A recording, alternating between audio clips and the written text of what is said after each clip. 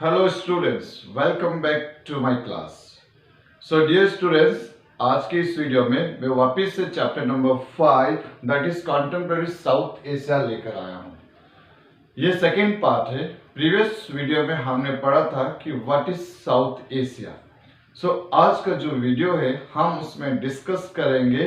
क्या डिस्कस करेंगे? The military and democracy in Pakistan. आपने पढ़ा था कि अलग अलग कंट्रीज थी। साउथ एशिया 7 कंट्रीज से मिलकर बनी थी। उन 7 कंट्रीज में जो फर्स्ट कंट्री के बारे में हम डिस्कस करने वाले हैं that is about the Pakistan. So let's begin. The military and democracy in Pakistan. आपको पता है कि पाकिस्तान को भी फ्रीडम मिला था ब्रिटिश गवर्नमेंट से। उसी टाइप से जब हम पाकिस्तान की बात करें तो after Pakistan frame it's first constitution, जब पाकिस्तान ने अपना पहला कॉन्स्टिट्यूशन बनाया था, उसके बाद इन 1958 में 1958 से वहां पर जनरल अयूब खान, ओके, कौन था? General Ayub Khan took over the administration and soon got himself elected। तो जो जनरल अयूब खान था वो क्या हुआ, वहां के एडमिनिस्ट्रेशन को टेक ओवर करता है। और जब वहां की जो एडमिनिस्ट्रेशन को संभालता है, वहां की जो गवर्नमेंट को संभालता है, तो उस समय अब क्या होता है कि उसके अंदर एक पॉलिटिकल लीडर बनने की लालच आ जाती है। जब वो पॉलिटिकल लीडर बनना चाहता है तो वो अपने आप को क्या कर लेता, इलेक्ट कर लेता है and as a political leader बन जाता है। तो इस टाइप से वहां क्या होती है, डेमोक्रेसी स्टार्ट होती है।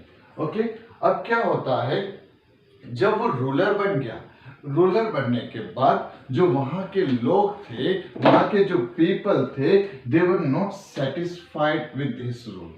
उसके जो रूल्स रेगुलेशंस थे, उसके जो गवर्नमेंट चलाने की जो पॉलिसी थी, उस पॉलिसी को लोगों ने पसंद नहीं किया। एंड जिसकी वजह से क्या हुआ, उसका जो पावर था, उसकी जो लीडरशिप थी, वो क्या करना पड़ा, उसको गिव अप करना पड़ा। So he started ruling after 1958। Okay, अब जब ये सब चीजें हो रही थी, तो जब ये चीजें लोग वहां पर सेटिस्फाई नहीं हो रही थी, जब पाकिस्तान की army also was feeling uncomfortable with the rule of Ayub Khan, तो उन्होंने क्या किया, अपने हैंड में पावर कर लिया। कौन अपने हैंड में पावर कर लिया? The military of the Pakistan. कहाँ की आर्मी की बात कर रहे हैं हम लोग? पाकिस्तान। तो जब पाकिस्तान की आर्मी ने अपने कब्जे में पूरा पाकिस्तान की गवर्नमेंट के पावर को अपने कब्जे में कर लिया, तब अब कौन था, अयूब खान को रिजाइन करना पड़ा। तो उस समय फिर नया जो जनरल बनता है वो कौन था, याहिया खान। कौन बना? याहिया खान। सबसे पहले कौन बना यहाँ पर? अयूब खान। अयूब खान से लोग सेटिस्फाइड नहीं थे, गवर्नमेंट से सेटिस्फाइड नहीं, तो जो मिलिट्री कुक थे उन्होंने हैंड टुक ओवर कर लिया। तो कौन बना? याहिया खान। तो याहिया खान रूल करता है 1969 से लेकर 1971। जब याहिया खान रूल कर रहा था, पावर किसके हाथ में था? मिलिट्री के हाथ में। जब पावर मिलिट्री के हाथ में था तो डेफिनेटली कहीं ना कहीं कॉन्फ्लिक्ट्स होने के भी चांसेस थे, क्योंकि आर्मी तो अपना दबदबा चलाएगी, अपनी पॉलिसीज बनाएगी। तो उस समय क्या होता था, ये जो यहाँ पर आपको दिख रहा है, ये इंडिया का जो मैप है, इस मैप पे ये जो बांग्लादेश है, बांग्लादेश को ईस्ट पाकिस्तान कहा जाता था। क्या कहा जाता था? ईस्ट पाकिस्तान। और ये जो हिस्सा था इसको कहा जाता था वेस्ट पाकिस्तान। तो अब क्या होता था, जब कभी भी बांग्लादेश में इस पाकिस्तान में इनके आर्मीज को लाना पड़ता था, इंडिया सीधे आ नहीं सकते थे, तो उनको क्या, अरबियन सी से, इंडियन ओशन से, बे ऑफ बंगाल से होते हुए उसमें बांग्लादेश में जाना पड़ता था। तो अब ये जो कॉन्फ्लिक्ट चल रही थी, तो ये उस समय का सबसे बड़ा मुद्दा हुआ करता था। तो बांग्लादेश के जो लोग थे, कुछ वहाँ के जो पॉलिटिकल लीडर्स थे, वो चाहते थे कि उनका जो कल्चर, उनका कल्चर को अडॉप्ट किया जाए। एक्चुअली क्या था, जो पाकिस्तान की जब मिलिट्री आई थी, तो पाकिस्तान और बांग्लादेश के दोनों कंट्रीज के जो मीन्स वेस्टर्न पाकिस्तान और ईस्टर्न पाकिस्तान के जो लोगों का जो कल्चर था, कल्चर वॉज टोटली डिफरेंट। जब कल्चर टोटली डिफरेंट था, तो जो पाकिस्तान की जो आर्मी, जो उर्दू लैंग्वेज बोलते थे, उधर बंगाली बोली जाती थी, तो ये कॉन्फ्लिक्ट प्लस पाकिस्तान में जो आर्मी रूल था, वो चाहते थे उनका दबदबा बने, but the people of the east Pakistan, जो कि बांग्लादेश था, वो चाहते थे कि उनकी कुछ ना चले। ओके, वो चाहते थे कि उनका भी रिकॉग्निशन हो। तो इस टाइप से मिसअंडरस्टैंडिंग होती है।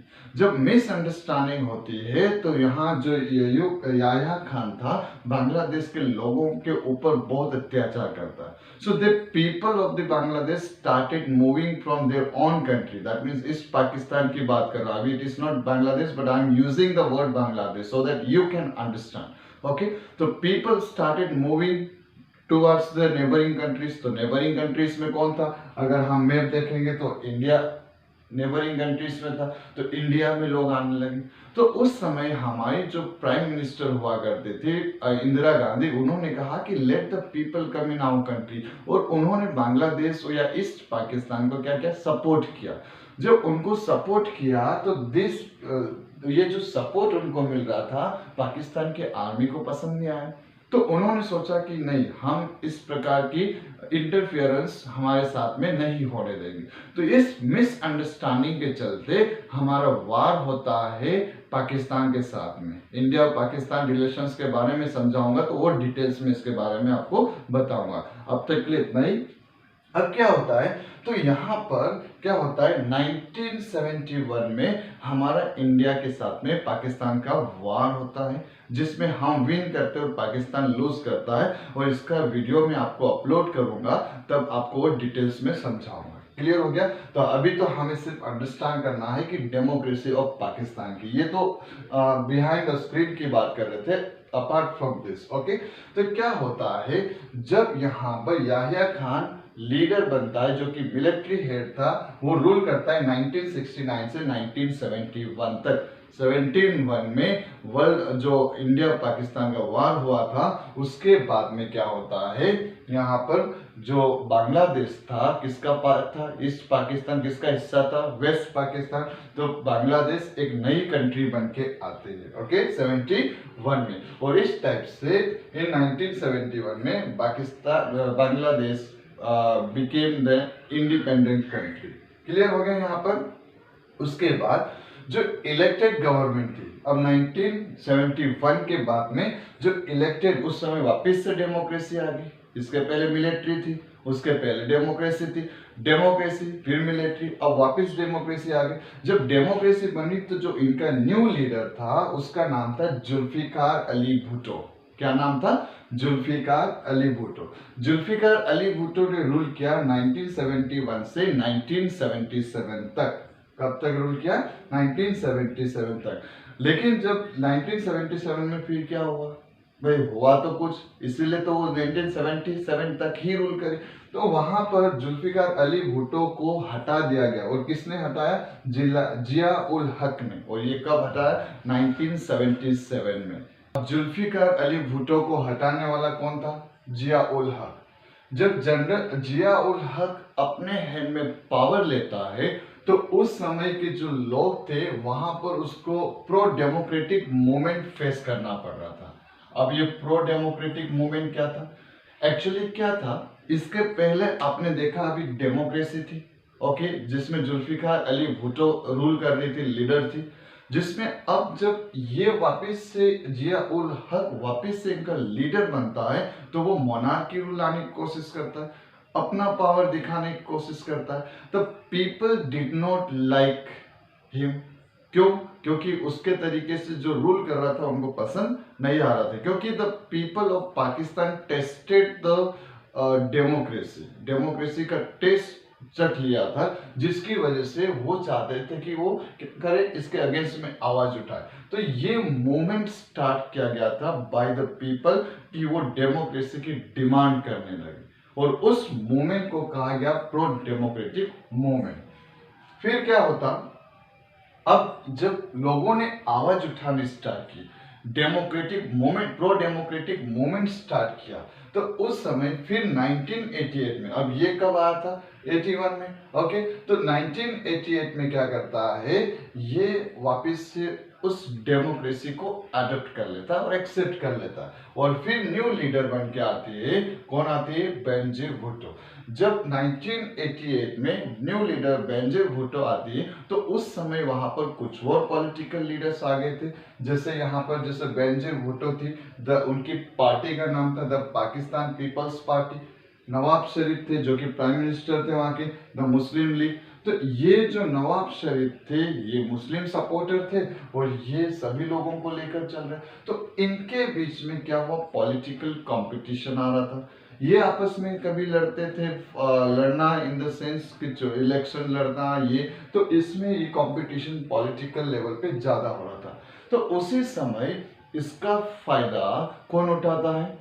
आर्मी का जो हेड था उसका नाम था परवेज मुशर्रफ। ओके, तो परवेज मुशर्रफ वो आर्मी हेड था। आपने शायद 9th क्लास के चैप्टर नंबर 1 में पढ़ा होगा पॉलिटिकल साइंस में, जिसमें आपने जनरल परवेज मुशर्रफ के बारे में सुना होगा। अब क्या होता है, जब ये आता है 1999 में, तो वो जो यहाँ पर जो रूल कर रहा था नवाब शरीफ एज प्राइम मिनिस्टर, तो उसको रिमूव कर देता है और अपने आप को क्या डिक्लेयर कर लेता है? प्रेसिडेंट डिक्लेयर कर लेता है। और ये कौन किया? जनरल परवेज मुशर्रफ ने। ओके, तो इस टाइप से यहाँ पर कभी डेमोक्रेटिक, कभी डेमोक्रेसी थी, तो कभी मिलिट्री रूल था। तो ये सिस्टम होने की वजह से बहुत सारी प्रॉब्लम्स आ रही थी। अब क्या हो रहा है कि अब 2008 से पाकिस्तान में अगर देखा जाए तो democratically elected leaders are ruling Pakistan में। अभी सिंस 2008 से इलेक्शन होते आ रहे हैं एवरी 5 इयर्स के बाद में, एवरी 5 इयर्स में, जिसमें political leader is elected. There are some factors which contributed to Pakistan's failure in stable democracy।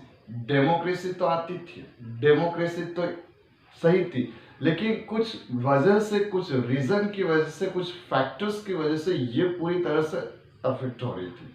For example यहाँ पर कुछ पॉइंट्स मैंने राइट किए, जैसे कॉन्फ्लिक्ट विद इंडिया। ओके, जैसे क्या हुआ, जब हमने देखा कि हमने जब इनके बारे में सुना, बांग्लादेश और इसके बारे में सुना है, तो ये जो बांग्लादेश था, बांग्लादेश किसका हिस्सा था? पाकिस्तान का, जिसको कहा जाता था ईस्ट पाकिस्तान। और ये जो हिस्सा था ये पाकिस्तान, जिसे कहा जाता था वेस्ट पाकिस्तान। जब इनको यहाँ जाना होता था तो क्या करते थे? ये इधर से जाते थे या तो फिर इधर से चाइना के साथ में इनका था, यहाँ से सीधे जा नहीं सकते थे। ओके, सो क्या हो रहा था? ये मिसअंडरस्टैंडिंग हुई, जिसकी वजह से हमारे इंडिया के लोगों ने किनका सपोर्ट किया? इनका सपोर्ट किया, ताकि इनको फ्रीडम इनसे मिले। इनके आपसी प्रॉब्लम्स थे, अंदर की प्रॉब्लम्स थी, जो ये इसका सॉल्यूशन नहीं निकाल पा रहे थे। लेकिन क्या होता है, इंडियन गवर्नमेंट ने इनका सपोर्ट किया और फाइनली इनको एक इंडिपेंडेंट कंट्री बनाने में इनका, इंडिया का काफी कुछ सपोर्ट रहा। अब जिसकी वजह से ये कॉन्फ्लिक्ट्स की वजह से आर्मी ने अपना, आर्मी जो थी उस समय रूल कर रही थी, अपने पावर को लूज कर देती, वापस डेमोक्रेसी आती। तो ये एक रीजन था। उसके बाद सोशल डोमिनेंस ऑफ मिलिट्री, जब डेमोक्रेसी अच्छे से रूल करना स्टार्ट करती थी, वापस से मिलिट्री आके वो इंटरफेरेंस करती थी, और जिसकी वजह से जब वो डेमोक्रेसी, जो पॉलिटिकल लीडर इलेक्ट किया जाता था, उसको अपने पद से रिजाइन देना पड़ता था और फिर मिलिट्री रूल आता था। तो इस टाइप से democracy, military rule, democracy, military rule, तो उनकी जो डेमोक्रेसी थी पाकिस्तान की पूरी तरह से खत्म हो गई। अब लोगों को किसी पे ट्रस्ट नहीं होने लगा। फिर भी the people of Pakistan mainly were demanding for the democracy. उसके बाद क्या होता, आर्मी ज्यादा समय तक आर्मी पावर में रहती थी, तो वो सिर्फ आर्मी के बारे में सोचती थी, लोगों के बारे में नहीं सोचती थी, जिसकी वजह से प्रॉब्लम्स होती थी। ओके, देन जब ये सब चीजें यहाँ हो रही थी पाकिस्तान में, they were not getting any support from the other countries, उनको कोई सपोर्ट नहीं मिल रहा था, जिसकी वजह से अब इनकी जो डेमोक्रेसी थी वो धीरे धीरे खत्म होते जा रही थी। तो यही रीजन था जो पाकिस्तान की डेमोक्रेसी उतनी सक्सेसफुल नहीं थी। लेकिन मॉडर्न टाइम में अगर देखें तो जो इंडियन डेमोक्रेसी को सबसे बेस्ट डेमोक्रेसी कहा जाता है। So dear students, ये था हमारा second part of chapter number 5। अगर आपको मेरा वीडियो पसंद आता है, like share and subscribe with your friends. Then अगर आपको और इसके वीडियोस देखना है तो मेरे चैनल के साथ में जुड़े रहना, ताकि आपको नॉलेज इसका मिलता रहेगा। तब तक के लिए हंसते रहो, मुस्कुराते रहो, बने रहो जीतू अवाया सर की क्लास के साथ। Thank you, have a nice time ahead.